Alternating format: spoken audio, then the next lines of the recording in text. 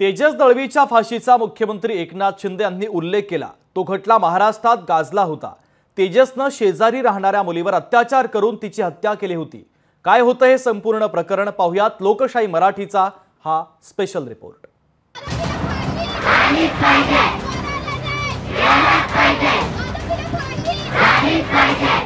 मुख्यमंत्री एकनाथ शिंदेंनी उल्लेख केलेला हाच तो नराधम तेजस दळवी।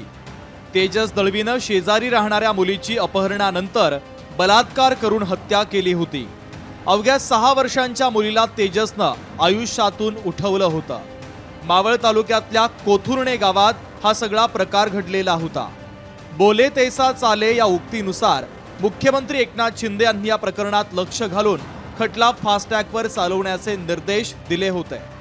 तर या प्रकरणाच्या घटनाक्रमावर लक्ष टाकल्यास 2 ऑगस्ट 2022 मावळच्या कोथुर्णे गावात मुलीची बलात्कार करून हत्या करण्यात आली। 3 ऑगस्ट 2022 मुलीचा मृतदेह झेडपी शाळेमागच्या झुडपात आढळला। 3 ऑगस्ट 2022 ला पीडितेच्या शेजारी राहणाऱ्या तेजस दळवीला पोलिसांनी या प्रकरणी अटक केली। 22 मार्च 2024 जलद गतीने सुनावणी घेत आरोपी तेजसला फाशीची शिक्षा सुनावण्यात आली। 22 मार्च 2024 लाच तेजसला मदत करणाऱ्या त्याच्या आईला 7 वर्ष शिक्षा देण्यात आली। सरकारने घेतलेल्या पुढाकारामुळेच आरोपीला फाशीची शिक्षा देऊ शकलो याचं समाधान मृत मुलीच्या आईवडिलांना आहे।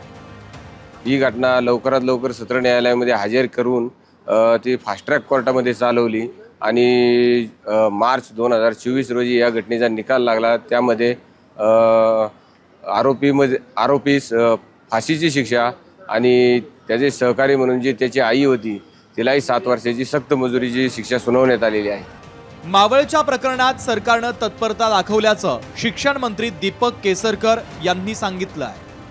4 महिन्यापूर्वी म्हणजे साधारण 22/3/2024 ला तेजस दळवी याला फाशी झालेली आहे आणि याचे आरोपपत्र कधी दाखल झालं होतं?